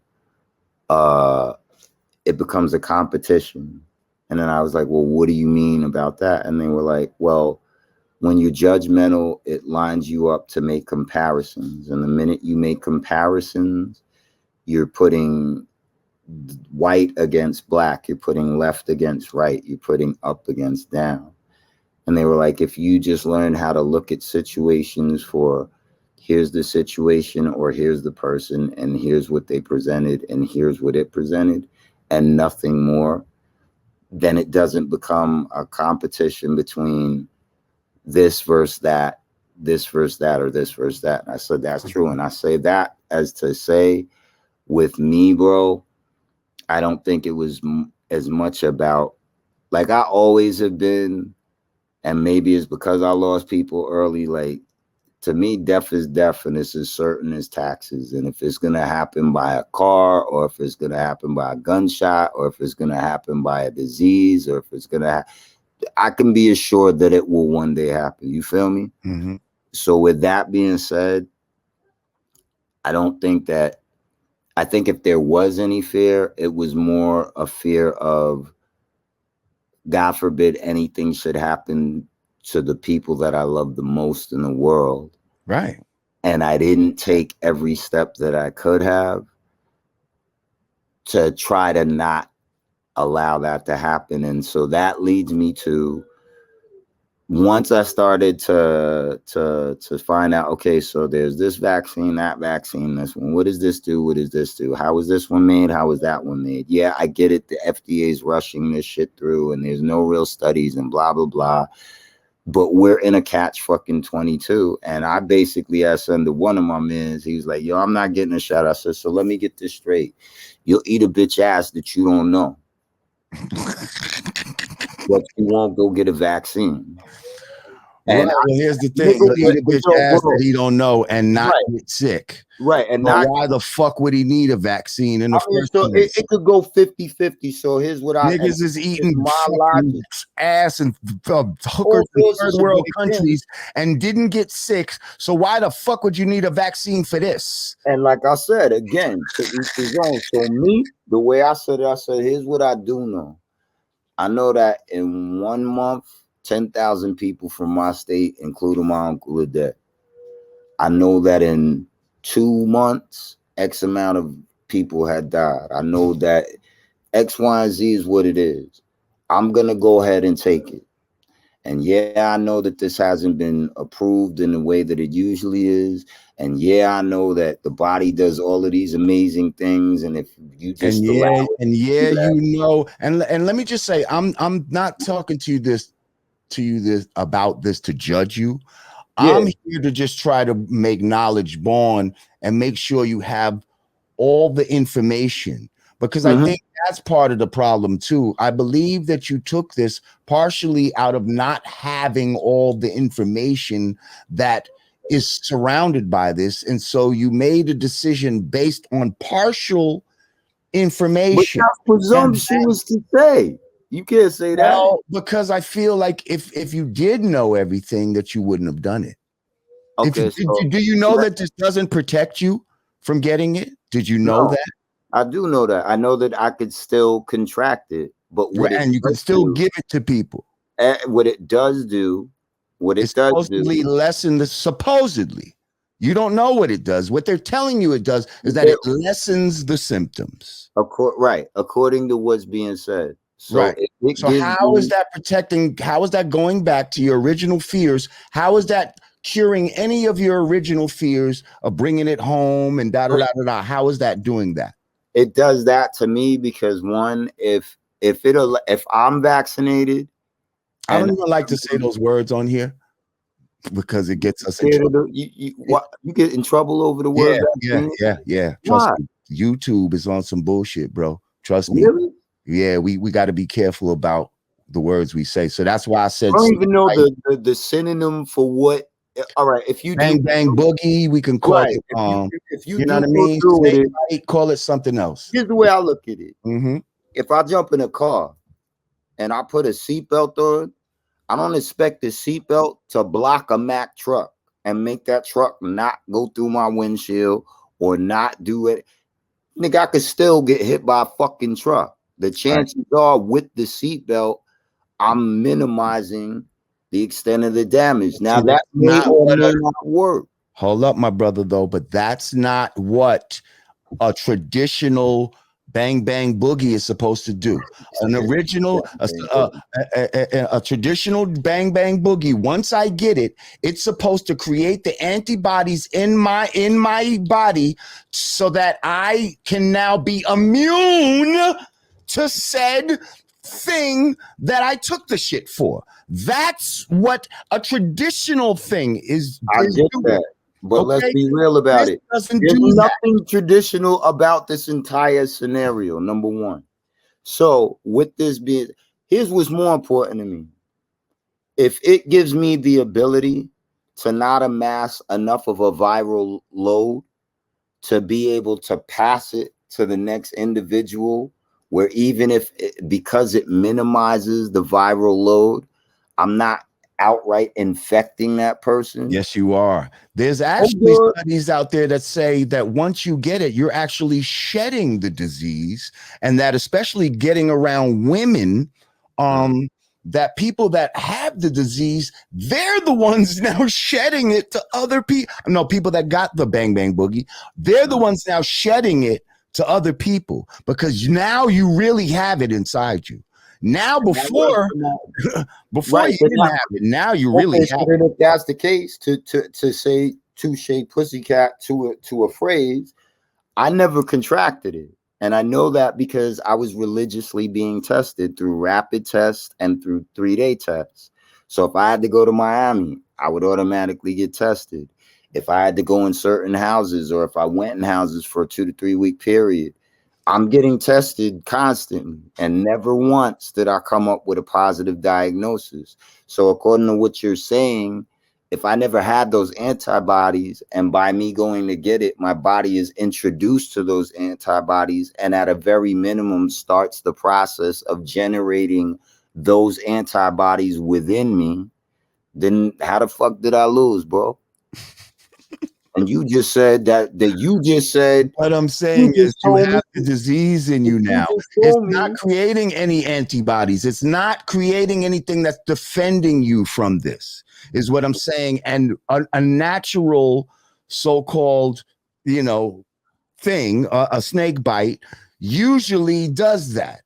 When you go for the flu shot, when you go for, measles or whatever the fuck these fucking things are, they put things in there that create antibodies in your body so that when you come in contact with this, your body now has created an immunity to these things so you won't get fucked with it. That's not what this does by a long shot. So what does this do? Well, because according to you, I'm gonna die like in 5 minutes anyway. No. I didn't say that. I didn't say that. Why you? I didn't say that. I All s- right, so what I'm saying what is did you though do? that you didn't have it inside your body before. Now you definitely have it. Okay? Like you were worried about um transmitting it to other people and all of that, but now that you've taken the shot, your odds of transmitting it are actually higher than before. And this is what you don't understand. Like, and trust me, there's doctors that can explain this way better than I can, and I can give Yeah. you information, bro. Like, No, but I but feel but you. trust me when I tell you we've been bamboozled. Okay, and there's things you can do to help reverse I what was you've gonna say, done, so am and I I like could and I am I could put you stuck in on to. No, I actually got a guest coming on here. Um, Probably in a few days. He's a doctor that is phenomenal, and he has things that there are things that you can do to help reverse if you've already got the bang bang boogie. So so I guess we should stay in contact on a frequent basis we because should, bro. I'm telling I would hate I'm not trying like to get on anybody or make anybody feel bad about their decisions. I just want people to have the full knowledge of what's going on because because your reasoning for doing it is admirable and virtuous, and that's what they want you to do. They want you to feel like you're doing a virtuous good thing. I'm doing something because I'm trying to look out for others. That's a good thing, and they're manipulating your emotion to do good, but they have you doing something that is not necessarily good for you. so then my And question I is, love you, brother. I love I us know you all, do. black people. So, and I'm telling you this out of love, not out of No, because I I'm not think I'm tripping. smarter and I know No, better and all of this type of no. shit. I'm But telling because I know this devil that we dealing with, bro. so I'm gonna ask you this. So then, Mhm. in your opinion, what was the true intent of introducing and initiating the vaccine into society? Like, There's multiple. There's multiple. is this a Number one, hang out and have sterilization. conversation? Sterilization is one. Depopulation is another. They need to get the population down. A lot of people are getting ready to be what are called useless eaters. Okay, as automation comes into play and you have all these self-checkout lines and these robots, those are taking away people's jobs. Now, those people that lose their jobs, what are they supposed to do? Go on welfare and suck from the system? These people don't want them to do that. They want to kill those people, okay, that they feel are useless eaters. They have to get rid of them. They believe that they're taking up too much carbon, even though that's all bullshit about fucking global warming and all. That's all bullshit. But this is their theories that they push on us to make us believe that there's not abundance in this world and that it's scarcity, and we need to get rid of a certain amount of people. We need to bring this down. I'll show you the fucking Bill Gates what he's talking about. We need to get the population down by at least this much. The shit is fucking crazy. So it's there's multiple things. Oh, also, just to change your thought pattern. There's things in this, okay, micro technology, okay, where they want to do something called transhumanism, where they can merge humans with technology. Okay. So now if you have this technology inside your body, which can now connect to the cloud and all this other type of shit, fucking these are multiple reasons of why they want to get people to do this. And just ask yourself, when have they ever went so hard on trying to get people to do something ever? I mean, when the AIDS epidemic was out, they wasn't going this hard. They wasn't creating lotteries and shit like that for people to get AIDS tests and I'm just shit upset like that. because like none of this was in the brochure when I went on V-Day, bro. Like I read the brochure that was like, What brochure? see, I'm fucking with you, bro. You're right. Yeah. And what I'm saying is, if there was a brochure, do you think they're really going to tell the truth in the Yo, brochure? at the bottom line, blood, at the end of the day, if you're right and I'm wrong, it's nothing past that. Guess what? You'll be here to tell more people the right thing, and I won't. Right, but I If don't I'm want right that for. I and don't you're want that. wrong. I don't want that. And here's the thing, and that's why they're rushing. That's why they're rushing, because by the time we figure it out, by the time that the average person figures it out, it's gonna be too late. Too many people are already gonna have the shit. Yo, I'm as just my saying. bro, as my big bro, cause you are. You not just we not just Team Virgo, but as my big bro, Yes, sir. I am asking you, please don't worry about me, bro. I'm gonna be all right, bro. No, I believe that. And if it turns out, if it should turn out that I didn't make the best decision, then that was written too, and I'm at peace with that. And that would make it all the more the reason for you to tell people the truth. Should it turn out that way? You understand what I'm saying? Yes, But brother. as my big bro, you're gonna have to live with the fact that I did it. Right, I know. I wasn't even expecting. I wasn't even expecting you to say that. I'm gonna be honest. I didn't expect you to have taken it. What the But fuck you else never am I know gonna out say? here. You know what I mean? I got a few people If you're that I right know about that's all been this, close to that took it, and I'm like, right? Exactly. But if you're right about all of this, bro, guess what? It is absolutely too late for me. So don't worry about me, bro. Just keep up the good fight if I'm wrong. If I'm not wrong, then guess what? We have a whole life ahead of us where you could do more of this shit and say more of this shit to me. That's it. That's all. It ain't no it ain't life ain't complicated, people complicated, bro. So I'm with you on it. You know what I mean? Like, to each his own. I did it. I feel better. I thank God that I And which one never. did you get? Which one did you get? I had Pfizer. Yeah, I took the Pfizer. That's a 2-shot. That's a 2-shot. Yeah, that's 2 shots. So I think it was like 21 days between shots. Was you fucked up? Did you feel mad tired on the second No. one? At the most, bro, like my arm was sore. My left arm was sore for like maybe a day. And then after that, like, I was like, all right, I can move my arm. The next thing, I'm in here rolling up and crip walking as usual, nigga. So I was good. I was like, all right, cool. You know what I mean? And me, I didn't just take it as an excuse to be like, all right, let me dump all my fucking mask. I was just like, yo, all right, so I got it, and it is what it is. And let's see how it turns out. My main concern at the end of the day, bro, was these kids and my wife. Past that, I wasn't thinking about shit. You understand what I'm saying? But like I said, if you're right and I'm wrong, wait, hold on. Mike G is a dummy. It could be worse. I could be rapper number 1. Right, I could be rapper 1 who made that comment. I could be you. But anyway, yeah. Like, but at the end of the day, bro, you got to do what works for you. You understand what I'm saying? That for me, based on what I read and what I reviewed and how I felt about it. Jesse Stevenson, eat a fucking bag of puppy dicks. Get the fuck off my channel, bitch. All right, continue. Yeah, you got like, wow, they couple of these niggas, they be you on some have chicken wire in your spot. I see, like, you got to stand by chicken wire, like it be incoming, huh? Yeah, I need more moderators and shit. Oh, good. Like I said, it everything to me, like, is to each his own. So I just moved the way that I felt accordingly, and I got an answer for that at the end of the day. You feel me? And I love you for telling me your point of view. I love you for spreading that info to me because you love me enough to want to tell me. That's real shit.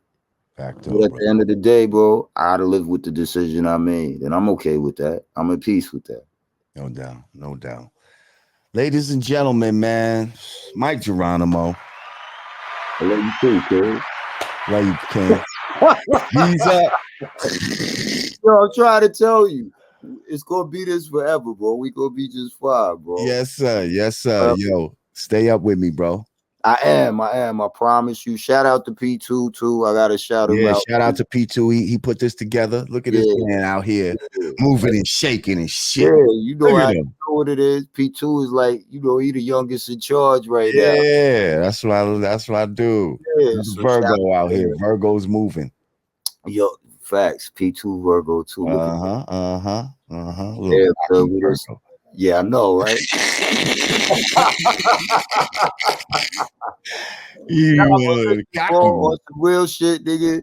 You gotta pick a day where we could get up, blood, and just go eat and go chill, man. Like I Absolutely, would love to do absolutely. that. I ain't seen you in a while, so all three of us need to just go bug out, let our hair down, bro. Yeah, that's what's up. I'm on the island. I'm on Staten Island, so I can get on that side or whatever. It's all Oh good. no, say less. I come out there. It's I all come out good. there. It's all whatever y'all want to do, bro. All Whatever right, y'all want to do. that's what's up. Yeah, bro. Yo, my brother. I know. I love you too, man. Peace I love you and too. love, This King. shit was fun, man. So, Absolutely. like I said, thanks for having me, blood. Like, I'm gonna keep this smile on all night. You know.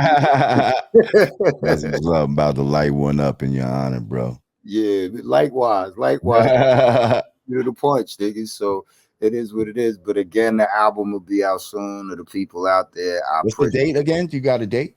Not for the actual release of the album. The first single. Sometime September, you're thinking, yes? Yeah, absolutely. Okay. Absolutely. I was gunning for August, but realistically speaking, you know how it goes. It's little things you got to do to make certain that everything is lined up properly. So we looking at September, but I'm looking forward to it, bro. I really am. You know what I mean? So I thank everybody for the support and the love and sticking with me over the years. And like I said, that the project's called 3016.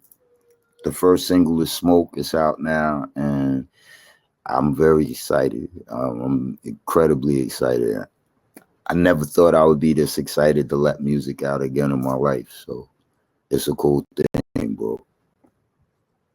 I didn't know Digital Underground were all Virgos except for Tupac. That's crazy. Is that the well? That's what somebody just said. They said, Digital Underground, all Virgos except Tupac. Shock G, Money B, Saphir. Wow, that's crazy. All Virgos. In fact, I know Shock G and Saphir definitely. I know Money B. Yeah, yeah. You know, A lot so of great Virgos. That's a whole next conversation. Might have to oh bring nah, you back. we like yo, we do what we Might like have that. to bring you back for the Virgo special or something. Yeah, You know what I mean? Because there's a lot of man. Me, you, Big Daddy Kane, fucking Dougie Fresh, yeah, fucking Nas, Nas, fucking yeah. Ludacris, I think too. Ludacris, fucking Mary, I think, or Beyonce, not Mary, Beyonce, Beyonce, yeah, Beyonce, Michael Jackson, fucking it's a nice part. yeah, it's mad motherfuckers, like Yeah. it's real crazy. I Like like it. I like it, bro. yeah, You feel me? So I'm yeah. with it, man. I'm not gonna hold you anymore. I know you said you got some showings or something, right? That you got to take care Now of. we did the showing. Oh, We actually did the showing, but I do have there's shit to do. information I have to file, and there's approvals I have to make, and then there's taking that hat off and making sure the kids is in bed when they supposed to, and then Got taking that. grown man shit to do. Yeah, basically, bro. Basically, But it's the best shit in the world to have on your agenda. You know what I mean? So, cool, man. like I said, bro, I'm the happiest I've ever been in my life, bro. And I'm And just that's what it's all about, bro. yeah. You know what I mean? Finding that peace of mind, man. Yeah, bro. You know what I mean? It makes light years a difference. So, but like I said, when we get up, we definitely talk more about it. You know what I mean? Absolutely. I got y'all, bro. Ladies and gentlemen, Mike Geronimo. Peace. Peace. And there you have it. Oh man, that was a good one. I enjoyed that. Thank you for everybody in the chat. Thank you for everybody that donated to the super chat. Fuck you to, anybody in here talking shit. Motherfucker gonna give $10 and to try to talk some shit. I'll take your fucking $10 and still block your bitch ass the fuck out of here. The fuck you think you dealing with? Huh? Oh, Virgo Barry White. Yes, sir. Yes, sir. A lot of great Virgos. A lot of great Virgos. All right. Well, listen, I appreciate y'all coming through. Click those likes before you leave if you didn't click them.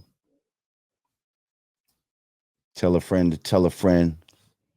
The Godcast is in this bitch. If you haven't subscribed to the channel, make sure you subscribe. Click the notification bell. And that's what it is. I will be back next week. Take the rest of the weekend off. That's right, Tyson. I'll take your $10. But if you're going to talk shit, I'm not going to take that. I'll tell you what. That's right, Eric.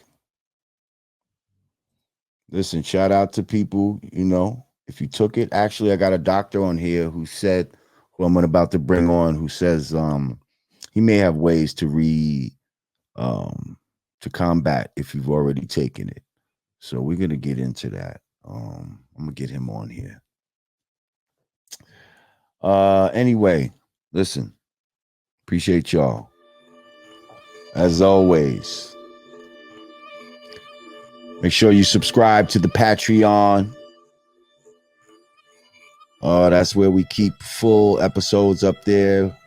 Check them out before we chop them up. Also, exclusives are over there. VIP content. And once again, for the Yanadameen Godcast, for Lord Jamar Live,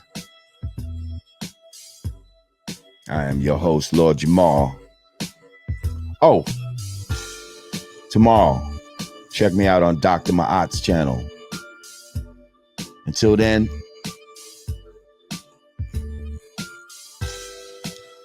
peace.